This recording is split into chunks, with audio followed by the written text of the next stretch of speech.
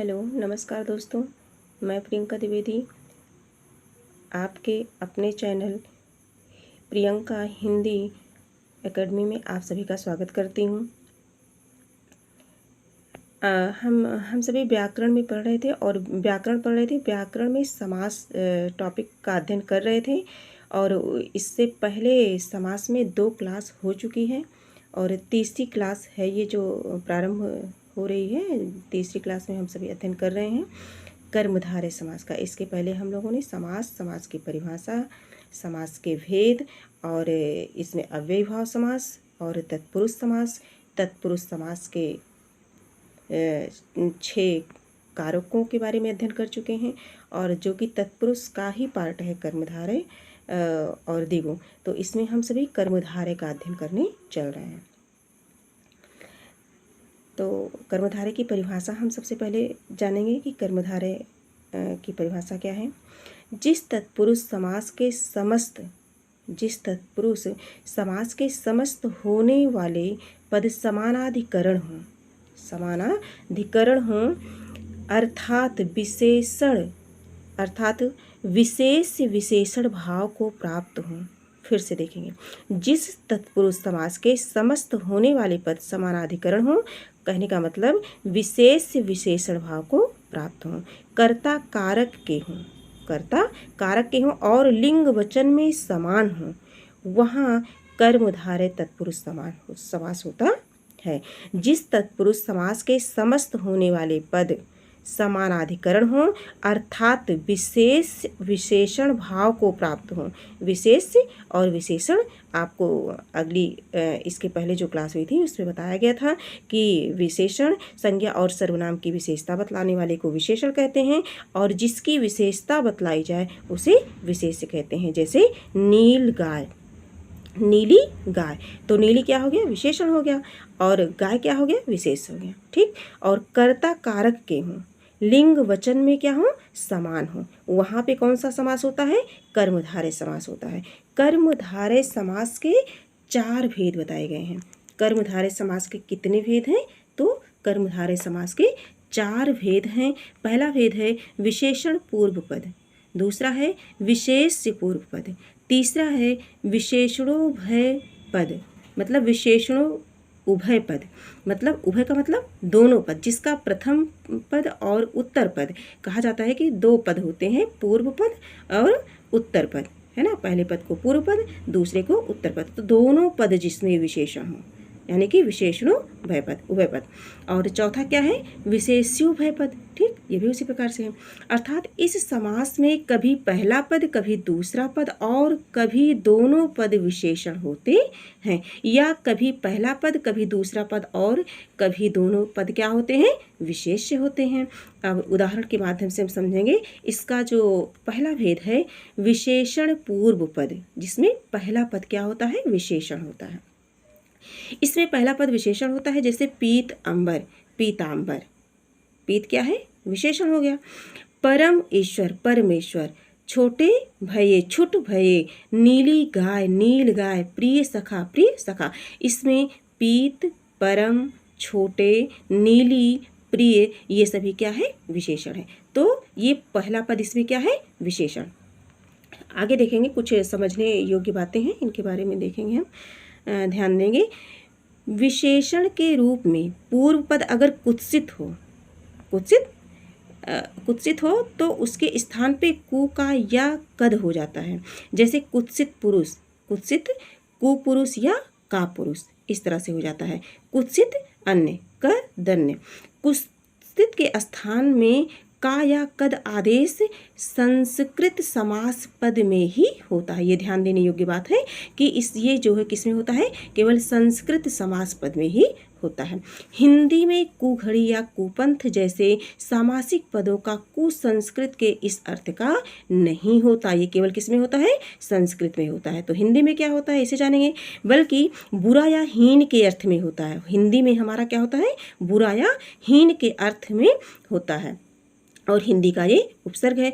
ऐसी हालत में कुघड़ी या कुपंथ जैसे सामासिक पद हिंदी के विचार से प्रादि तत्पुरुष समास के अंतर्गत माने जाएंगे।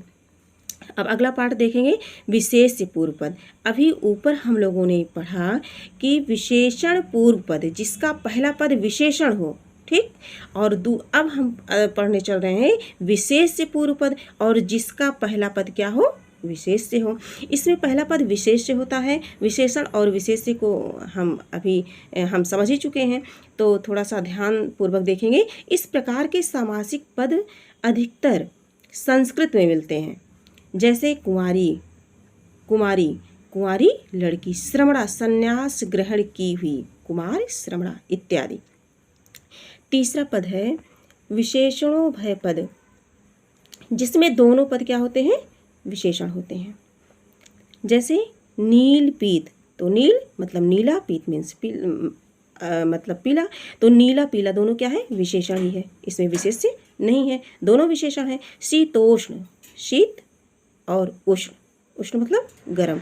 लाल पीला, भला बुरा, दो चार, कृताकृत, कृताकृत मतलब किया बेकिया, अर्थात मतलब कुछ किया गया है और कुछ क्या है, अधूरा छोड़ दिया गया है। सुनी अनसुनी, कहनी अनकहनी इत्यादि।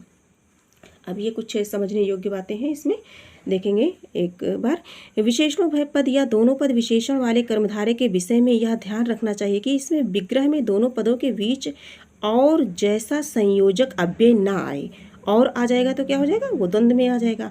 इसमें यह बताया गया है कि इसमें और जैसा संयोजक अव्यय ना आए, अर्थात दोनों पद विशेषण ही बने रहें, संज्ञा के रूप में स्पष्ट ना हो। जैसे मैंने जब तुम्हारा, उदाहरण है, मैंने जब तुम्हारा कुछ नहीं बिगाड़ा तब तुम मुझ पर नाहक, नाहक मतलब बिला किसी वजह के लाल पीले क्यों हो रहे हो, ठीक। 5-7 से मुठभेड़ हुई तो 2-4 मारे ही जाएंगे। इन दोनों वाक्यों में लाल पीला का अर्थ, लाल पीला होना मतलब तरह तरह के अलग अलग ढंग, ठीक। ढंग ढंग हुई तो 2-4 मारे ही जाएंगे, 5-7 से मुठभेड़ हुई तो 2-4 मारे ही जाएंगे। इन दोनों वाक्यों में लाल पीला का अर्थ है ढंग ढंग के तेवर बदलना, कहने का मतलब या नाराज हो जाना। 5-7 और 2-4 के अर्थ हैं कुछ बहुत और कुछ कम, ठीक।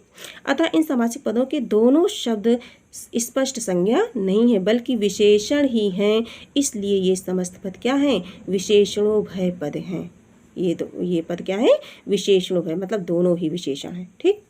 किंतु ये यहाँ ध्यान देने योग्य बात है, इस पेड़ पर बहुत से लाल पीले फल हैं या हमारे देश में 150 के बीच वेतन पाने वाले ही अधिक हैं। इन दोनों वाक्यों में लाल पीले का अर्थ है लाल और पीले फल, लाल और पीले फल, ठीक। तथा 150 का अर्थ है 100 और 50 के बीच। अब देखिए इसमें और आ गया ना, तो ये क्या हो गया, योजक चिन्ह और आ गया तो क्या हो गया, ये हो गया द्वंद्व समास। अतः यहाँ समास में आए शब्द विशेषण ना होकर क्या हो गई, ये संज्ञा हो गई।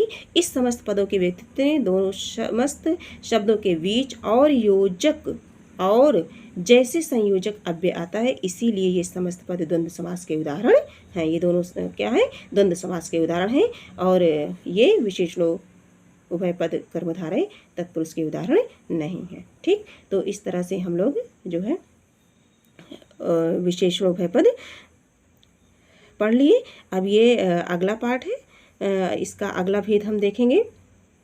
अगला भेद है विशेष्योभय पद। विशेष्योभय मतलब जिसमें दोनों पद, उभय पद दोनों पद क्या होता है, विशेष्य होता है।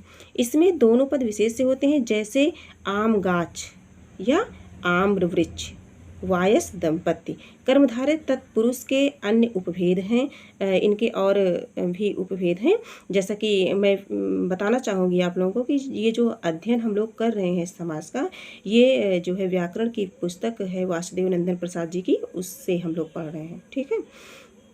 तो कर्मधारय तत्पुरुष समास के अन्य उपभेद भी हैं, उपमान कर्मधारय, उपमित कर्मधारय, रूपक कर्मधारय, ठीक। ये 3 इसके अन्य उपभेद भी बताए गए हैं।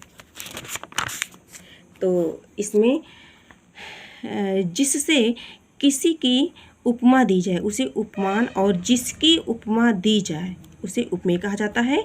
घन की तरह श्याम, घन की तरह श्याम, घन श्याम, यहाँ घन क्या है, उपमान है।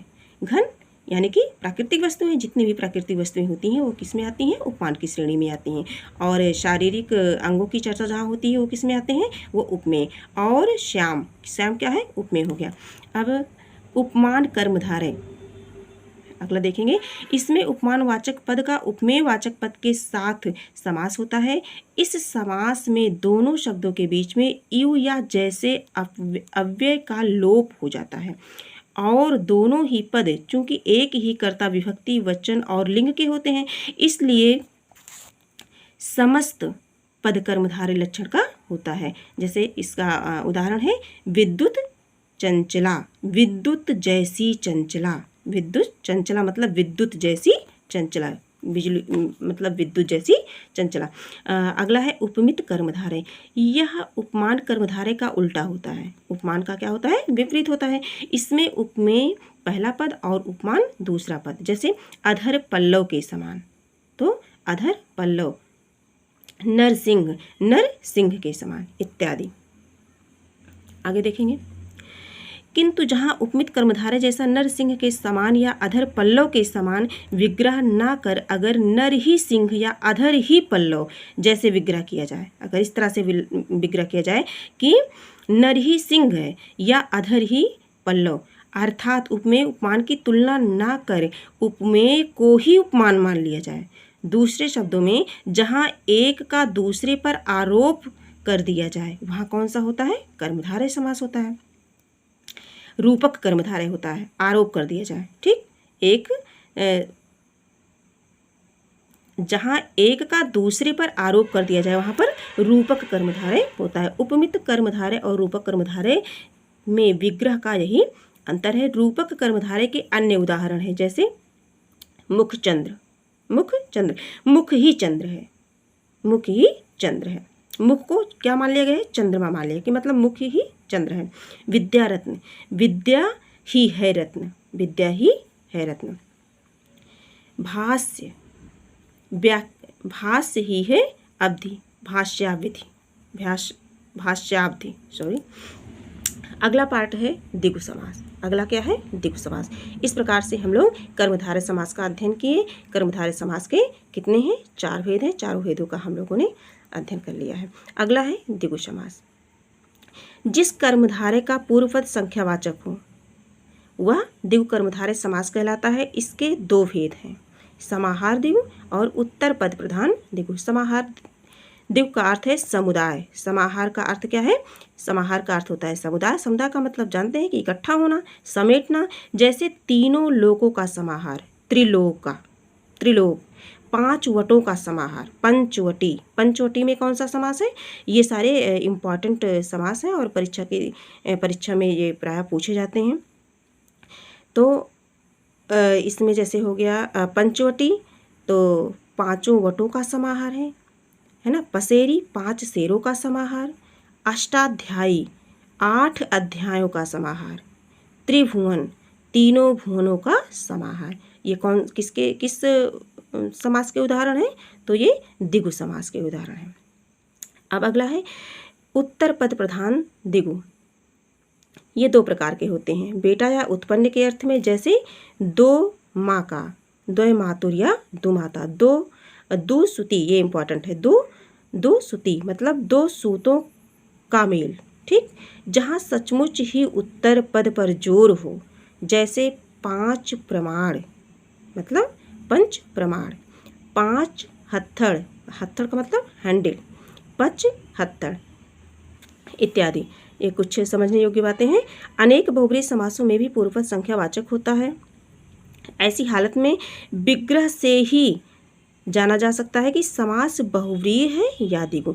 यदि 5 हत्थड़ है जिसमें वह, तो ये क्या हो जाएगा? ये बहुव्रीहि हो जाएगा। और 5 हत्थड़ विग्रह करे तो द्विगु हो जाएगा।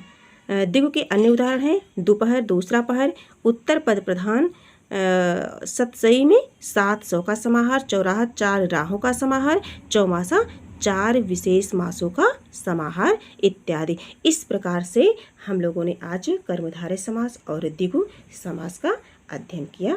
धन्यवाद।